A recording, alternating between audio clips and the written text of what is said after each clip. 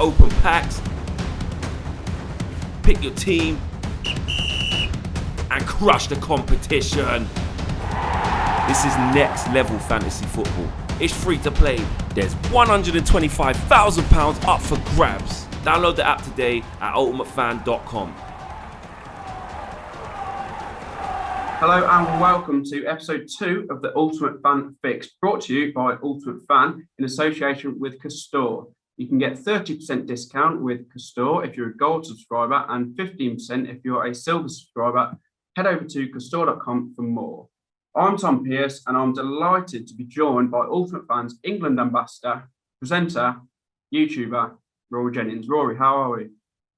Well, I'm feeling fantastic after that glorious introduction. Wow, that was a long list. I didn't realise that I had so many strings to my bow. Hey, thank you. Thank you very much. I need to be introduced like that more often. Yeah, so Rory, look, after the last sort of 15 months, how excited are you for a major tournament like the Euros to lift the spirits? Mate, tournament football is the dream, isn't it? Tournament football is effectively what I live for when it comes to football. You know, every couple of years it comes around and it just galvanizes the entire nation. It feels fantastic. I've done my fair share of tournaments as well, and I'm always totally committed. I love it, and I make no apology for this. I am the fan that convinces himself that we're going to win. Like, if you think that I'm going to be foolish enough to commit to the belief that England are about to lift silverware, you will be absolutely right. It's coming home on that part. Yeah, so like being a Chelsea fan, like you're saying, you obviously want England to win the Euros. You think England will win the Euros. Being a Chelsea fan, you've seen them lift the Champions League a couple of weeks ago. Do you think the lack of success on an international stage with England is the sort of missing piece of the puzzle on a personal level as a fan?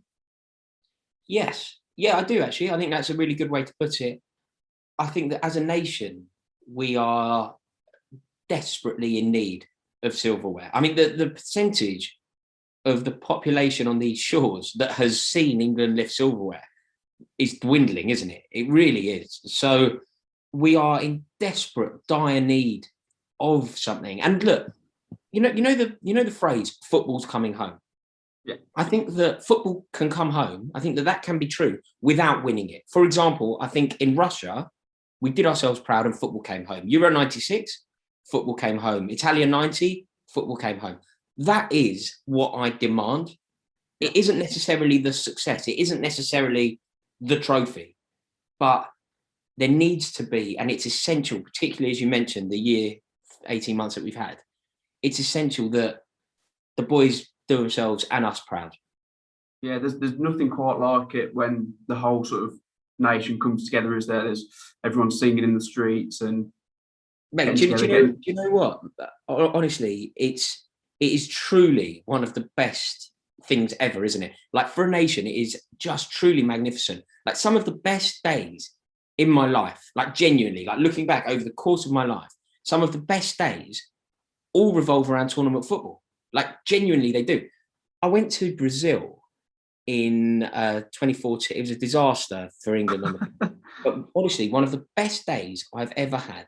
It was the 24th of June, 2014, and England played Costa Rica in Belo Horizonte.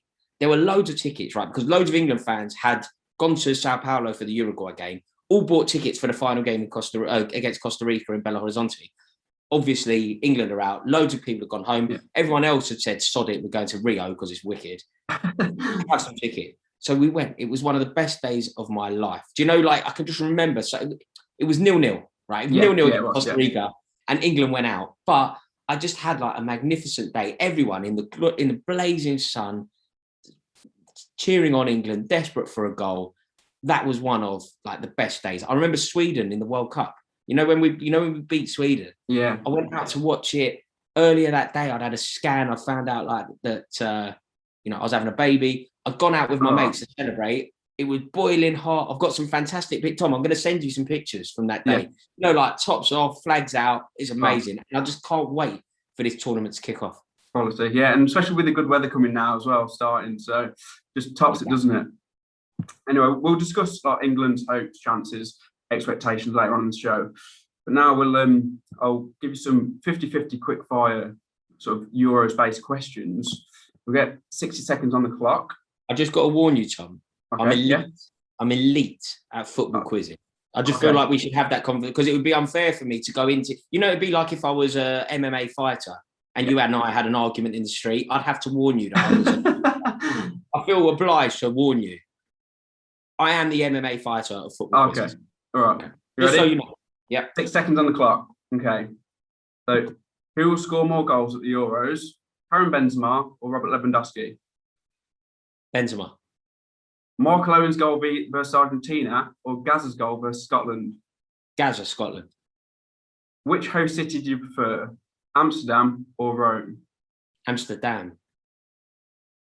Tough on this one. Three Lions or World in Motion? World in Motion. Good Not shout. Mbappe or Haaland? Mbappe. Who would you rather go for a pint with, Roberto Mancini or Roberto Martinez? Are you joking? Obviously Mancini. There we go. Yeah, it has to be, doesn't it? It has to be. Who will keep more clean sheets, Manuel Neuer or Hugo Lloris? Hugo Lloris will play more games in this tournament, therefore him. Roberto Baggio's ponytail or David Beckham's cornrows? Baggio's ponytail, definitely. And finally, Harry Kane or Alan Shearer? Oh, Shearer just. There we go, just on the clock as well. Some good shouts there. I think, yeah, World in Motion has to be, doesn't it? Has to be. It has to be World. It has to be World in Motion. That's the best English song ever done. But there was a almost offensive question that you asked in there. One that is unacceptable. Go on then. Mancini. Do you know what you're doing there? You're comparing one of the finest, most aged wines. Yeah. With a can of Pepsi Max. Roberto Martinez does not deserve to have his name uttered in the same breath as the most graceful and handsome and debonair man on the touchline that is Roberto Mancini. Can anyone in the world wear a scarf like Roberto Mancini? Yeah, Pirlo maybe, but yeah, mate. Roberto Martinez is a massive pretender, and he is the reason that Belgium are going to be the flop of the tournament, and he is the reason why. That's a big shout. That is big shout. Also, do you know what, Tom? Have you had a look through the Belgium squad? It's all the boys that were good a decade ago. Vermaelen in there. Vermaelen, Alderweireld, Vertonghen. What's going on? It just hasn't changed, has it? I mean, there's just like I know sort of few players that have come in, but it just seems like it's been the same squad for the last 10 years. Hey, well, do you know what? I remember having a conversation with one of my Tottenham mates, and we were having a chat before the World Cup in Russia. And I remember saying to him, I don't think Belgium will be that much of a threat because they've got a lot of players that are past it, Vertonghen, Vermaelen. They're still there. What's going on? Yeah. But so obviously you're the England ambassador for Ultimate Fan. So before we get onto your expectations, were you happy with the sort of final squad? No, not especially. But look, I'm gonna be totally honest now. But just so you know, Tom, my application going forward, I'm doing nothing but pledging unilateral, partisan, aggressive support of Southgate from the second the tournament kicks off. Because I don't think there's any point in having discussions about is Southgate the right man to lead England into a tournament when he is leading England into a tournament. But no, I think I went to Middlesbrough. I went to Middlesbrough for the Romania game. And I was left feeling fairly flat, fairly dejected, and totally underwhelmed. I'm worried that we have made a lot of wrong decisions in the selection. I'm worried that we are going into a tournament not as well prepared as we should be. I think some of the decisions made in the warm-ups, the fact that we were playing players who aren't going to the tournament, the fact that the jewel in the crown on that day against Romania was clearly James Ward-Prowse. He's not going. Ben White is, which makes no sense to me. James Ward-Prowse, lethal, deadly, expert delivery. Jack Grealish, the most fouled man in football. For me, 2 and 2 makes a Christmas cake there. If you've got a fellow who gets fouled a lot, have an expert person on the delivery. It's almost a cheat code, isn't it? So. I mean, it feels to me like Gareth Southgate's making errors, right? But from the second the tournament kicks off, I'm going to do my best to just be as positive as possible, because it can't be doing anyone any good if people like you and me and we all start pulling at the thread.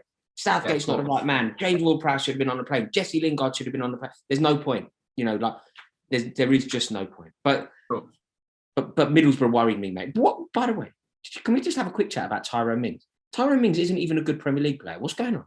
What's that all about? Right. So I'm a Villa fan.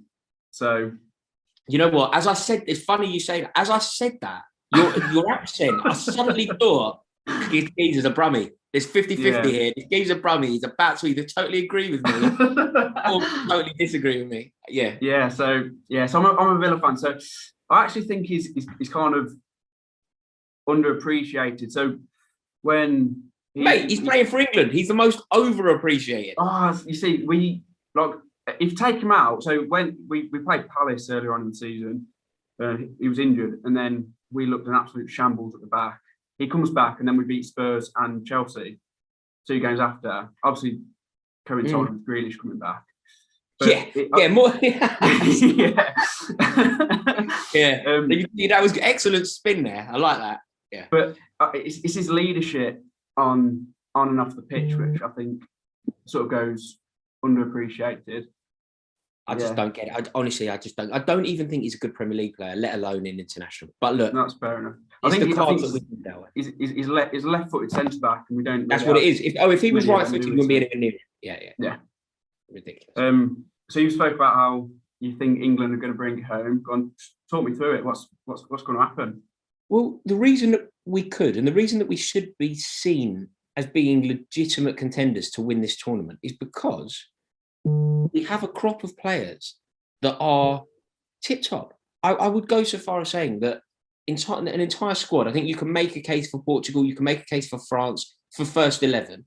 But I think if we look at the entire squad, I think England do have the best squad on paper. Combine that with a lot of home advantage, bodes really well. And I just think that we got to a semi-final in a World Cup. We are therefore genuine contenders to go one step further when the Euros come around. And we would be looking at it. If the Dutch got to the semi-final of a World Cup, and then were coming to us with this brilliant crop of players, the best crop of players they had for well over a decade, we would be worried about them off the back of what they did in the World Cup. And I think that we should extend that sort of courtesy to our own boys. Yeah, I think that's a fair shout. I mean, this is probably going to be an obvious answer, but who do you think is going to be the key player for England this summer? Well, I mean, there are certain players that have to have a good tournament. For England to have any chance, there are certain players that have to have a good tournament. I mean, John Stones has to have a good tournament. He is, without Harry Maguire, he's the lead centre-half, probably of a back three. It's unfathomable to think of what happens for England if he doesn't have a good tournament. He must play well. But I'd say if it boils down to one player, it's Harry Kane, isn't it? Yeah. If Harry Kane wins a Golden Boot, which he's perfectly capable of doing, England will go a long way in the tournament. It's a given. That is a fact. If Harry Kane finds his goal-scoring boots early, if he scores a couple on the opening game, a couple more against Scotland with a bit of luck, we're going to be cooking on gas. So I think that Harry Kane has to be preserved and protected, and then it's what happens around him. Because I think there's debate. There's debate in virtually every position aside from Stones and Kane. You could make a case for Reece James, or you could make a case for Kyle Walker. You could make a case for Ben Chilwell or Luke Shaw. Nobody's wrong, nobody's right. There is no replacement for Harry Kane. There is nobody that can do what Harry Kane can do. I mean, I would go further and say nobody can really. I think the front three of Kane, Sancho, Foden all needs to be cooking on gas as well. Yeah. But again, the jewel in the crown there is Harry Kane. So we have to get him firing, get him in the box, Tom. That's what upset me a bit in the game against Austria. He's playing as a midfielder. He's our most lethal goal threat. We need him in the box, firing on all cylinders. I mean, it works for Spurs because you've got Son and Moura being runners in behind. They're But- crap. He has to do that because they haven't got a Jack Grealish or a Mason Mount or a Phil Foden or a Jadon Sancho or Marcus Rashford or a Raheem Sterling. Do you see how many I just named off the top of my head? The reason that he has to drop deep is because he can only link up with one other player because the rest are distinctly average. You can tell I'm a Chelsea fan here, can't you?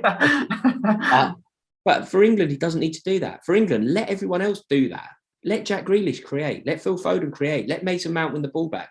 Let Mason Mount feed you and you just put the ball in the back of the net because that's what we need you to do. And you spoke about Mount there. There's a few Chelsea boys in the England squad. Are you excited to sort of see them on the big stage? Yeah, just to amplify that, more Chelsea players in the England squad than Tottenham and Arsenal combined. I'm not saying anything. Yeah, look, again, Chelsea are the champions of Europe and need to be treated as such. And the players that carry Chelsea to being the champions of Europe need to be utilised.